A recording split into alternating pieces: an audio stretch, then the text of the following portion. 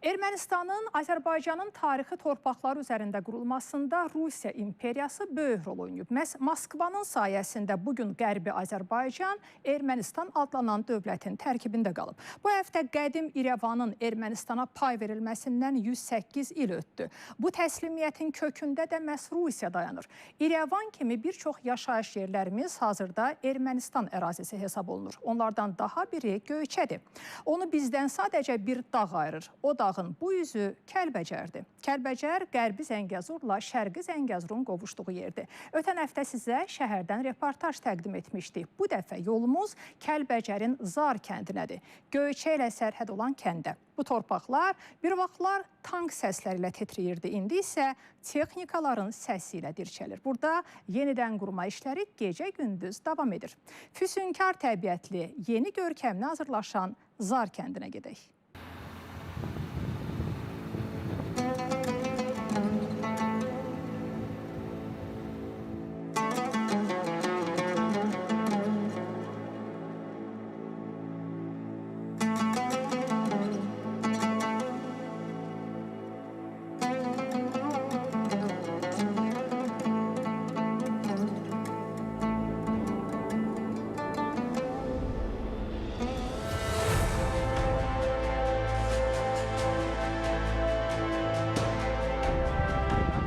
Zirvəsi qarlı dağlar, o tayı Ermənistanın Ağdanış kəndi, yəni qədim Göyçə mahalıdır. Bu tay isə Kəlbəcərin Zar kəndi. Aradakı məsafə sadəcə 7 kilometrdir.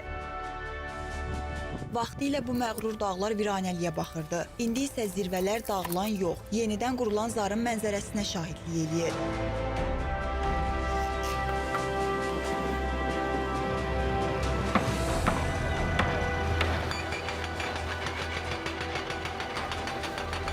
Zar kəndi dəniz səviyyəsindən 2400 metr yüksəklikdə dumanlı dağların qucağında yerləşir. Burada hava Kəlbəcər şəhərinin mərkəzindəkindən daha sərtdir. Ancaq Zarda bir gündə 4 fəsli eyni anda yaşaya bilərsən. Zar kəndində sanki iki dünya var. Qarlı dağların zirvəsini ağ bulud örtüb, yaşıl dağları qara duman qucaqlayıb. Bu təzadın ortasında isə kənd yenidən qurulur.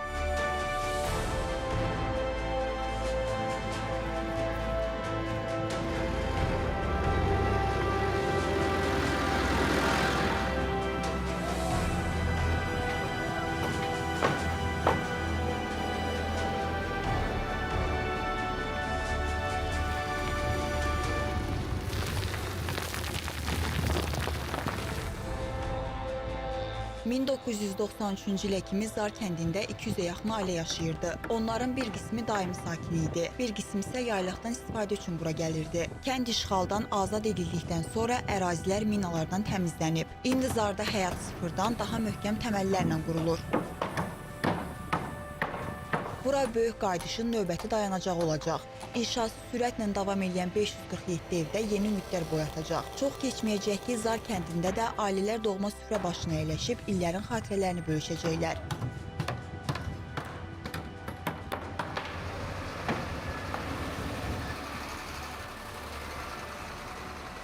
Bu evlərin içərisində 131 ədədi 2 otaqlı evdir, 289 ədədi 3 otaqlı evdir, 92 ədədi 4 otaqlı ev kimi, 35 ədəd ev isə 5 otaqlı ev kimi layihələndirilib və biz də işə başlamışıq. Evlərin tikintisi ilə əlaqədar eyni zamanda layihədə gördüyünüz kimi sosial tikintilər də nəzərdə tutulubdur. İllərdir sükuta qərq olan Zarda texnikaların səs-küyü dağlardan əks-səda verir. Bir tərəfdə dam örtükləri vurulur, divarlar suvanır. Digər tərəfdə isə içməli su və kanalizasiya xəttləri çəkilir, geniş yaşıllıq zolaqları və parklar salınır.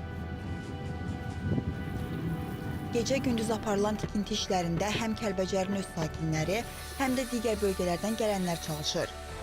Torpaqlarımız işğaldan azad olunandan sonra gəldik. Bütün kənd xarabalığa çevrilmişdi. Düşmən vandalizminə məruz qalmışdı. Kənd tamamilə yox səviyyəsindəydi. Bəli, öz evimizdə gəldim, gördüm, tam evlər dağıdılmışdı. Uçuq divarlar qalmışdı. Tək bizim ev yox, bütün kətdəki evlər. Mən 5 il öncə Bakı şəhərində işləyirdim mühəndis olaraq. Eşitdim ki, Kəlbəcər torpaqlarımız alınıb. Mən ilk Kəlbəcərə gələn mühəndislərdən biri olmuşam. İlk dəfə gələndə Kəlbəcərdə hərbi qospitalın tikintisində iştirak eləmişəm. Sonra başqa əlavə tikintilərdə iştirak eləmişik. Kürdəmirdən gələn ustalar da qısa müddətdə zarı dirçətmək üçün işləyirlər. 6 aydır buradayam. Bura gəlməkdə qərarım alınan torpaqları həm gözəl şəkildə görmək, həm bərpa işlərində iştirak etmək, inşallah köçlər də baxıb sevinməkdir. Zar kəndinin bir addımlığında isə Kəlbəcərin viran qalmış digər kəndləri var. Sanki bu səs-küyün tezliklə o ərazilərə çatacağı günü gözləyirlər. Zarın yamaclarında gəzən atlar isə bu yerlərin kədərli taleyinin şahidləridir. Azərbaycan torpaqlarının suyunu içib otu ilə qidalanan bu heyvanlar əslində bura yaddılar. Onlar vaxtilə erməni işğalçıların özləri ilə gətirib qaçarkən tərk etdikləri nişanələrdir. Bir vaxt silah səsləri, 30 ildən sonra texnika uğultusu eşidən bu dağlarda çox yaxında uşaq səsləri əks-səda verəcək. Zarın üzərindən təbiətin dumanı çəkilməsə də taleyin dumanı çəkiləcək. Bura yağış da yağacaq, boran da olacaq. Ancaq doğmalarının gəlişi ilə 30 ildən artıq bir müddətdən sonra günəş həmişəlik doğacaq.